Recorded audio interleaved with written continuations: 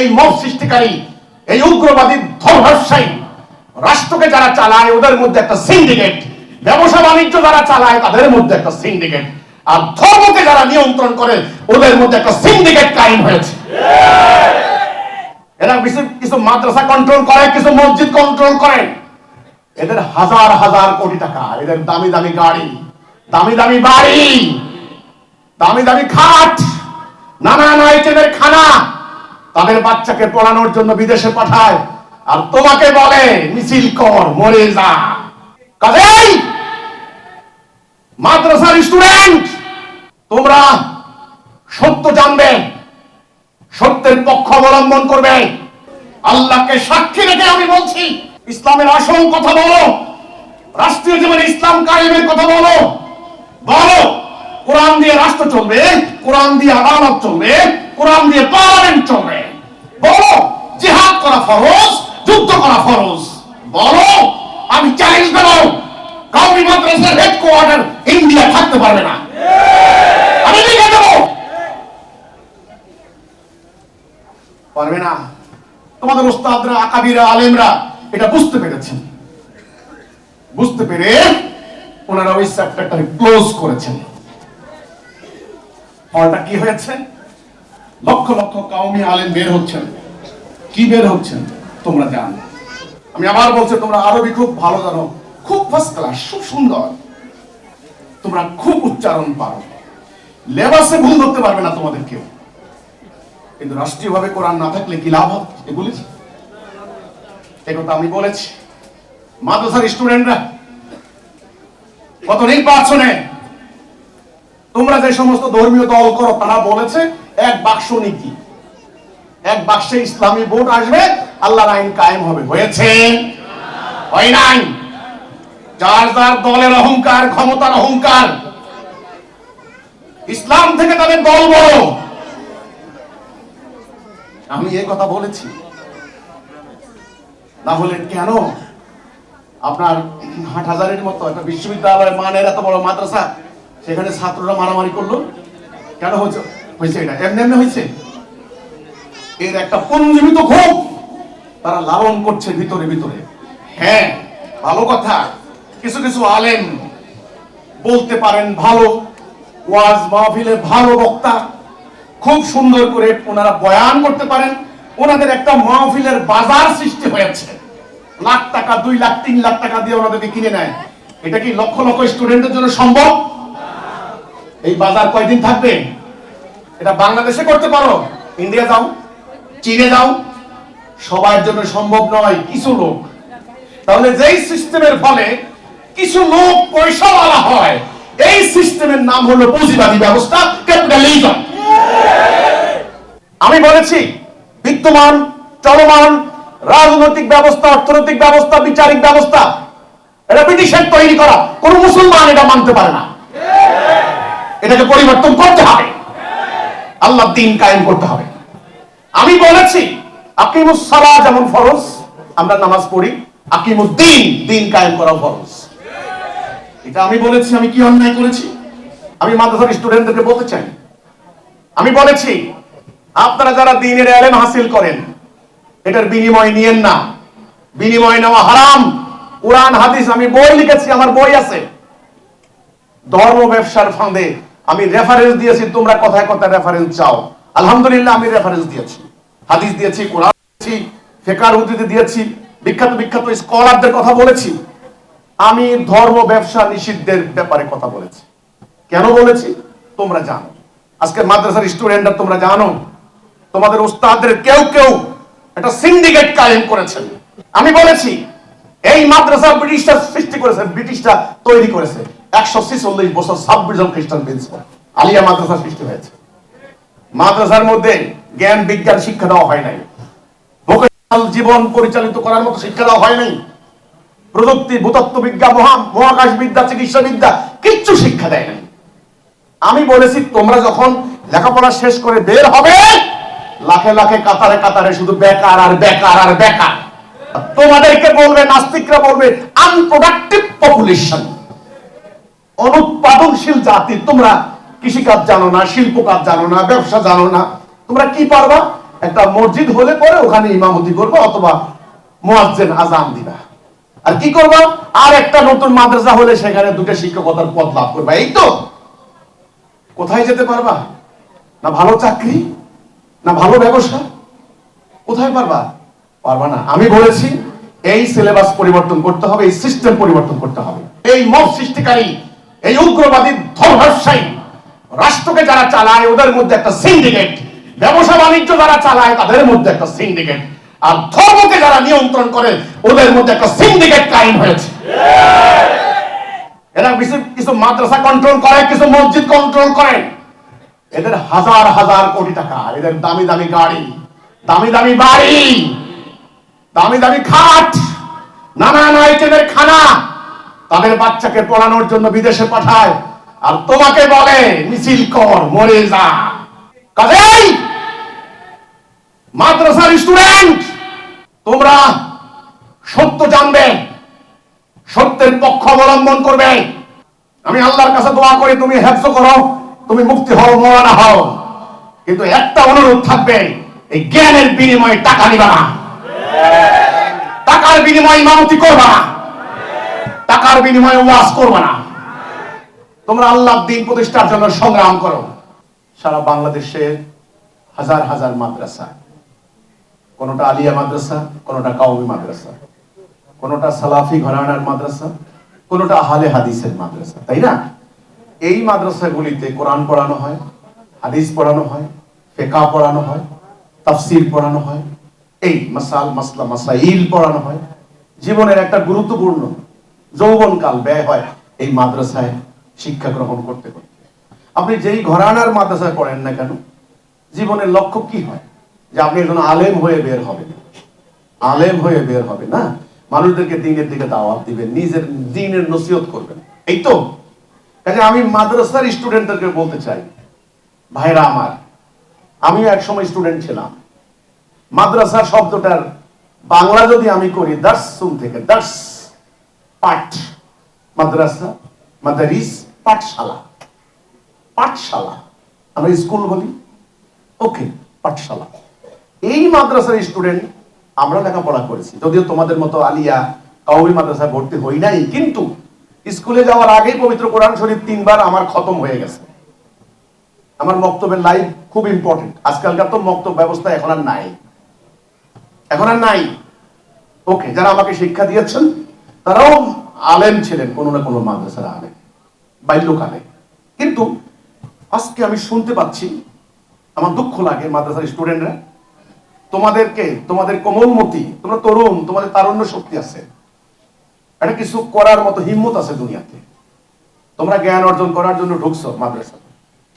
আমি শুনতে পাচ্ছি কোন কোন মাদ্রাসার উস্তাদরা, তোমাদের শিক্ষকরা আমার বিরুদ্ধে তোমাদের মনের মধ্যে বিষ ঢালছে, মাদ্রাসা থেকে বের হয়ে আমার বিরুদ্ধে প্রপাগান্ডা। আমি যা বলি নাই সেটা আমার নামে চালিয়ে দিয়েছে। আমি কি বলেছি কি বলি নাই তোমরা আমার বক্তব্য শোনো। সোশ্যাল মিডিয়াতে তোমরা আমার বিরুদ্ধে, আমি তোমাদের বলতে আমি সবাইকে জেনারেলাইজ করছি না, সব মাদ্রাসার স্টুডেন্টদেরকে আমি অ্যাকিউজ করছি না, সবাইকে অ্যাকিউজ করছি না, যারা যারা দোজ হু আর ইনভলভড, যারা যারা সম্পৃক্ত তাদেরকে আমি বলছি।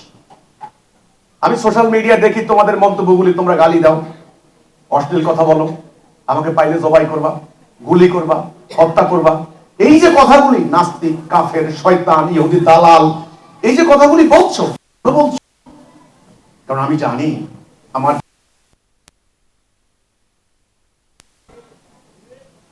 আমি কি বলেছি? আমি বলেছি ইসলামের শুরু হচ্ছে ঈমান, তাওহীদ।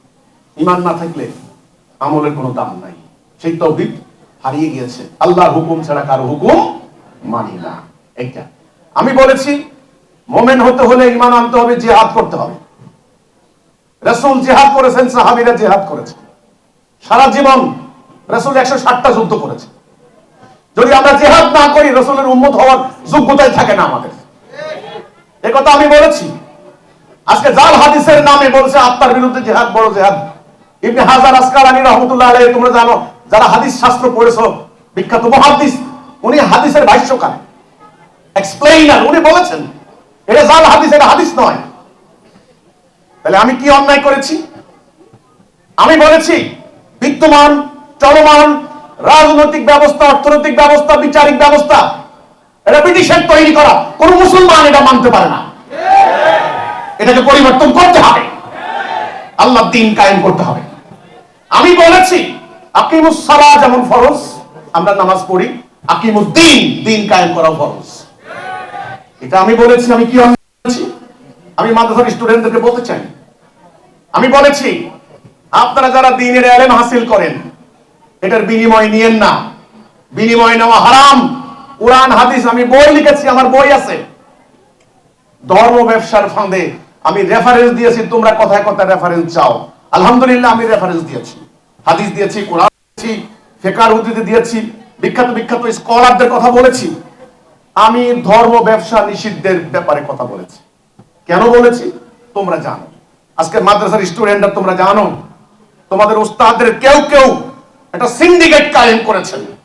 তোমরা ভালো করে জানো তোমাদের ঈমানি চেতনাকে ভুল খাতে প্রবাহিত করে নিয়ে রাজনীতি করা হয়েছে। ইসলামের উপকার করা হয়নি, ইসলামের উপকার হয়নি। বহু মাদ্রাসার স্টুডেন্ট এর পর্যন্ত রাস্তায় জীবন দিয়েছে, রক্ত দিয়েছে, কেউ খবর পর্যন্ত নেয় না। আর এদেরকে বললে এরা বলে আল্লাহর মাল আল্লাহ নিয়ে গেছে। তোমাদের স্টুডেন্টদেরকে হায় রে হায়, বাবা নাই মা নাই এতিম মাদ্রাসার মধ্যে পাঠিয়ে দিয়েছে বেচারা লেখাপড়া করার জন্য, তাকে রাজনৈতিক কাজে নিয়ে হত্যা করে বেচারার ফ্যামিলির লাশের খবর নেওয়ার কোনো হাসপাতালে যাওয়ার লোক নাই। আমি এগুলি বলেছি, তোমরা জেনে বুঝে আমার বিরোধিতা করো মাদ্রাসার স্টুডেন্টরা। আমি বলেছি এই মাদ্রাসা ব্রিটিশরা সৃষ্টি করেছে, ব্রিটিশরা তৈরি করেছে। 146 বছর 26 জন খ্রিস্টান প্রিন্সিপাল আলিয়া মাদ্রাসা সৃষ্টি হয়েছে। মাদ্রাসার মধ্যে জ্ঞান বিজ্ঞান শিক্ষা দেওয়া হয় নাই, ভোকেশনাল জীবন পরিচালিত করার মতো শিক্ষা দেওয়া হয় নাই, প্রযুক্তি, ভূতত্ত্ব বিজ্ঞান, মহাকাশ বিদ্যা, চিকিৎসা বিদ্যা কিচ্ছু শিক্ষা দেয় নাই। আমি বলেছি তোমরা যখন লেখাপড়া শেষ করে বের হবে, লাখে লাখে কাতারে কাতারে শুধু বেকার আর বেকার আর বেকার। তোমাদেরকে বলবে, নাস্তিকরা বলবে আনপ্রোডাক্টিভ পপুলেশন, অনুৎপাদনশীল জাতি। তোমরা কৃষিকাজ জানো না, শিল্প কাজ জানো না, ব্যবসা জানো না, তোমরা কি পারবা? একটা মসজিদ হলে পরে ওখানে ইমামতি করবে অথবা মুয়াজ্জিন আযান দিবা। আর কি করবা? আর একটা নতুন মাদ্রাসা হলে সেখানে দুটো শিক্ষকতার পদ লাভ করবা। এই তো। কোথায় যেতে পারবা? না ভালো চাকরি, না ভালো ব্যবসা, কোথায় পারবা? পারবা না। আমি বলেছি এই সিলেবাস পরিবর্তন করতে হবে, এই সিস্টেম পরিবর্তন করতে হবে। আমার কথা চিন্তা করো, কাওমি মাদ্রাসার আলেমরা তোমরাও ভাবো, 1857 সালে সিপাহী বিদ্রোহের সময় যখন ভারতবর্ষ সমগ্রভাবে পরাজিত হয়েছে, তখন এই কাওমি মাদ্রাসার প্রতিষ্ঠাতা মাওলানা কাসেম নানুতুবি, ইনারা, রশিদ আহমেদ গান্ধী, ইনারা ব্রিটিশদের বিরুদ্ধে লড়াই করে আর টিকতে না পেরে বেচারারা সাহারানপুরে সেখানে একটা মক্তব দিয়েছেন। সেই মক্তবে কোরআন হাদিস ফিকহ শাস্ত্র ভালো করে পড়াচ্ছেন। ভালো কথা। সেই মাদ্রাসা ভারতে 80 বছর পর্যন্ত ব্রিটিশরা চলে যাওয়ার পর এই ভারতের আচরণ মুসলমানদের ব্যাপারে কি হয়েছে তোমরা বলো। কিন্তু তোমাদের হেডকোয়ার্টার ভারত। কারণ ইসলামের আসল কথা বললে তোমরা ভারতের মাটিতে থাকতে পারবে না। আল্লাহকে সাক্ষী রেখে আমি বলছি, ইসলামের আসল কথা বলো, রাষ্ট্রীয় জীবনে ইসলাম কায়েমের কথা বলো। বলো কোরআন দিয়ে রাষ্ট্র চলবে, কোরআন দিয়ে আদালত চলবে, কোরআন দিয়ে পার্লামেন্ট চলবে। বলো জিহাদ করা ফরজ, যুদ্ধ করা ফরজ। বলো আমি চ্যালেঞ্জ দেব, কাওমি মাদ্রাসার হেডকোয়ার্টার ইন্ডিয়া থাকতে পারবে না। আমি লিখে দেব, পারবে না। তোমাদের উস্তাদরা, আকাবিরা, আলেমরা এটা বুঝতে পেরেছেন। বুঝতে পেরে ওনারা ওই চ্যাপ্টারটা ক্লোজ করেছেন। ফলটা কি হয়েছে? লক্ষ লক্ষ কাওমি আলেম বের হচ্ছেন। কি বের হচ্ছেন তোমরা জানো। আমি আবার বলছি, তোমরা আরবি খুব ভালো জানো, খুব ফার্স্ট ক্লাস, খুব সুন্দর, তোমরা খুব উচ্চারণ পারো, লেবাসে ভুল ধরতে পারবে না তোমাদের কেউ। কিন্তু রাষ্ট্রীয়ভাবে কোরআন না থাকলে কি লাভ হবে? বলেছি, একথা আমি বলেছি। মাদ্রাসার স্টুডেন্টরা গত নির্বাচনে তোমরা যে সমস্ত ধর্মীয় দল করো তারা বলেছে এক বাক্স নীতি, এক বাক্সে ইসলামী ভোট আসবে, আল্লাহর আইন কায়েম হবে। হয়েছে? হয় নাই। যার যার দলের অহংকার, ক্ষমতার অহংকার, ইসলাম থেকে তাদের দল বড়। আমি এই কথা বলেছি, না হলে কেন আপনার হাটহাজারীর মতো একটা বিশ্ববিদ্যালয়ের মানের এত বড় মাদ্রাসা, সেখানে ছাত্ররা মারামারি করলো? কেন হয়েছে? এটা এমনি এমনি হয়েছে? এর একটা পুঞ্জীবিত ক্ষোভ তারা লালন করছে ভিতরে ভিতরে। হ্যাঁ, ভালো কথা, কিছু কিছু আলেম বলতে পারেন ভালো, ওয়াজ মাহফিলে ভালো বক্তা, খুব সুন্দর করে ওনারা বয়ান করতে পারেন। ওনাদের একটা মাহফিলের বাজার সৃষ্টি হয়েছে, লাখ টাকা, 2 লাখ 3 লাখ টাকা দিয়ে ওনাদেরকে কিনে নেয়। এটা কি লক্ষ লক্ষ স্টুডেন্টের জন্য সম্ভব? এই বাজার কয়দিন থাকবে? এটা বাংলাদেশে করতে পারো, ইন্ডিয়া যাও, চীনে যাও, সবার জন্য সম্ভব নয়, কিছু লোক। তাহলে যেই সিস্টেমের ফলে কিছু লোক পয়সাওয়ালা হয়, এই সিস্টেমের নাম হলো পুঁজিবাদী ব্যবস্থা, ক্যাপিটালিজম। মুফাসসিরে কোরআন 4টা ডিগ্রি তার, উনি কোন রকম মসজিদে আজান দেয়। এই আজান দেওয়ার জন্য এত ডিগ্রি লাগে? কারণ কর্মসংস্থান নাই, বেচারা কি করবে? শিল্প পড়ে নাই, কৃষি বিজ্ঞান পড়ে নাই, সায়েন্স টেকনোলজি পড়ে নাই, ভোকেশনাল কিচ্ছু নাই। আমি এই কথা বলেছি। একটা মুফতি সৌদি আরবে যায়, তার বেতন 10,000 টাকা। আর একটা নিরক্ষর, লেখাপড়া জানে না কিন্তু কাঠ মিস্ত্রি, রড মিস্ত্রি, তার বেতন লক্ষ টাকা। কারণ সে হচ্ছে স্কিল লেবার, আর আমার মুফতি হচ্ছে না আনস্কিল লেবার। শিক্ষা ব্যবস্থার মধ্যে সমস্যা আছে, এটা আমি বলেছি। মাদ্রাসার স্টুডেন্টরা, তোমরা আমার বিরুদ্ধে, তোমাদেরকে বলা হয় আমি নাকি বলেছি গান বাদ্য জায়েজ, যত পারো গান বাদ্য করো। ভালো কথা, পবিত্র কোরআনে গান হারাম কোথায় আছে আমাকে দেখাও। তোমরা বুকে হাত দিয়া বলো, মাদ্রাসার স্টুডেন্টরা বুকে হাত দিয়া বলো, তোমরা কে গান শোনো না? তোমরা জবুর কিতাবের প্রতি ঈমান আনতে হবে। তোমরা বলো জবুর কি? গান। দাউদ আলাইহিস সালাম গান গাইতেন, শনিবারে মাসেরা শুনতে আসতো। 140টা গানের সংকলন এখনো তাদের ওল্ড টেস্টামেন্টে আছে। উনি যে যন্ত্র দিয়ে গান শুনতেন সেটা হলো হার্প নামক বাদ্যযন্ত্র।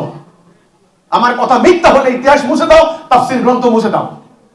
তাহলে আমি বলেছি গান হারাম না, গান জায়েজ, অশ্লীল গান হারাম। তোমরা বললা কি আমি নাকি বলেছি গান জায়েজ, যত পারো গান গাও। আল্লাহকে সাক্ষী রেখে বলো, কোন মাদ্রাসার স্টুডেন্টদের মোবাইলের মধ্যে গান নাই? তোমরা গানের সুরে ওয়াজ করো, তোমরা গানের সুরে মানুষদেরকে দাওয়াত দাও। আযান তো একটা গানের সুর নাকি? তাহলে কেন আমার বিরুদ্ধে জনগণকে খেপাচ্ছ? কেন? কওমি মাদ্রাসার আলেমরা মুক্তি হয়ে যদি নাস্তিক হয়, আজকে আমেরিকাতে বসে বসে মাওলানা মামুনুল হক, তারপরে ডক্টর শফিক এদেরকে চ্যালেঞ্জ দেয়, ওই যে শাহেদ আহমদুল্লাহদেরকে চ্যালেঞ্জ দেয় যে রাসূলকে গালি দেয়, কোরআনকে গালি দেয়, দিয়ে বলে প্রমাণ কর। কেন? ও তো মুক্তি। তাহলে শিক্ষা ব্যবস্থার মধ্যে চিন্তা করতে হবে।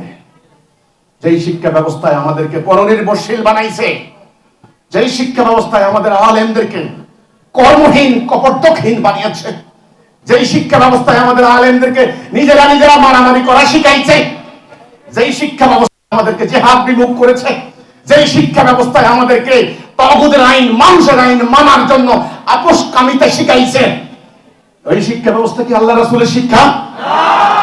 শিক্ষা ব্যবস্থা নিয়ে কথা বলো। আমি এই কথা বলেছি। মাদ্রাসার স্টুডেন্টরা, তোমাদের প্রতি আমার সনির্বন্ধ অনুরোধ, আমি আল্লাহর কোরআনের আইন প্রতিষ্ঠা করার জন্য দাঁড়িয়েছি, আমি তাওহীদ প্রতিষ্ঠা করার জন্য দাঁড়িয়েছি। এই দুনিয়াতে আমার আর কোনো স্বার্থ নাই। আমার গ্রামে যাও, খবর নাও। আমি স্টুডেন্ট লাইফ, যখন আমার জ্ঞান হয়েছে ক্লাস 9 থেকে আমি ইসলামী আন্দোলন করা মানুষ। আমার এলাকার যত ওয়াজ মাহফিল হতো, আমি ইন্তজামিয়া কমিটির একজন, আমি ইন্তজাম করতাম। সেই মানুষটাকে তোমরা হত্যা করার জন্য কি করছো? কাকে গালি দিচ্ছ? কার বিরুদ্ধে ষড়যন্ত্র করছো? কার বিরুদ্ধে? এই মব সৃষ্টিকারী এই উগ্রবাদী ধর্মশালী রাষ্ট্রকে যারা চালায় ওদের মধ্যে একটা সিন্ডিকেট, ব্যবসা বাণিজ্য যারা চালায় তাদের মধ্যে একটা সিন্ডিকেট, আর ধর্মকে যারা নিয়ন্ত্রণ করে ওদের মধ্যে একটা সিন্ডিকেট কায়েম হয়েছে। এরা কিছু মাদ্রাসা কন্ট্রোল করে, কিছু মসজিদ কন্ট্রোল করে। এদের হাজার হাজার কোটি টাকা, এদের দামি দামি গাড়ি, দামি দামি বাড়ি, দামি দামি খাট, নানান আইটেমের খানা, তাদের বাচ্চাকে পড়ানোর জন্য বিদেশে পাঠায়, আর তোমাকে বলে মিছিল কর, মরে যা। কাজেই মাদ্রাসার স্টুডেন্ট, তোমরা সত্য জানবে, সত্যের পক্ষ অবলম্বন করবে। আমি আল্লাহর কাছে দোয়া করি তুমি হেফজ করো, তুমি মুক্তি হও, মওলানা হও, কিন্তু একটা অনুরোধ থাকবে, এই জ্ঞানের বিনিময়ে টাকা নিবা না, টাকার বিনিময়ে ইমামতি করবা না, টাকার বিনিময়ে ওয়াজ করবা না। তোমরা আল্লাহর দ্বীন প্রতিষ্ঠার জন্য সংগ্রাম করো। তাগুতের সাথে কোনদিন আপোষ করবা না, শিরক কুফর করবা না। এই নসিহত আমি করেছি। আমি মাদ্রাসার স্টুডেন্টদের উদ্দেশ্যে সর্বশেষ এই কথা বলতে চাই, আজ হিজবুত তাওহীদ আন্দোলন আল্লাহর এই সত্য দিন মানব জীবনে প্রতিষ্ঠা করার জন্য দাঁড়িয়েছে। আমি স্টুডেন্টদেরকে বলতে চাই, ভাইরা আমার, তোমরা আলেম হয়ে বের হবে। আমি আশা করব তোমরা ন্যায় অন্যায় পরিমাপ করবে, তোমরা আলেম হয়ে বের হবে। আমি আশা করব তোমরা গুজবে কান দেবে না। কোরআনে আল্লাহ বলেছেন, যদি কোনো খবর পাও সত্য মিথ্যা যাচাই করিও। তোমরা আলেম হচ্ছ, কোরআন পড়ো, সেখানে আল্লাহ বলেছেন চোখ দিয়ে দেখো, কান দিয়ে শোনো, বিচার বিশ্লেষণ করো ব্রেন দিয়ে। আমাদের বইগুলি পড়ো, আমার বক্তব্য শোনো, আমার অভিপ্রায় বোঝার চেষ্টা করো, আমার উদ্দেশ্য বোঝার চেষ্টা করো। আমার কথায় যদি কোনো ভুল হয়, আমার উপস্থাপনায় যদি কোনো মিস্টেক হয়, আমি বলেছি আমি সরি বলবো। আমাদের লেখার মধ্যে যদি কোনো সমস্যা হয় তোমরা বলো, গঠনমূলক সমালোচনা করো। আমরা পরবর্তী প্রিন্টিং এ সেটা আমরা সংশোধন করে নেব। যেটা আমরা পড়ি নাই, যেটা আমরা করি না, এমন এমন মিথ্যা প্রোপাগান্ডায় তোমাদের উস্তাদরা যদি আমাদের নামে ক্লাসে করেন, আমার স্বনির্বন্ধ অনুরোধ থাকবে, তোমরা যাচাই বাছাই না করে সেগুলি বিশ্বাস করবে না।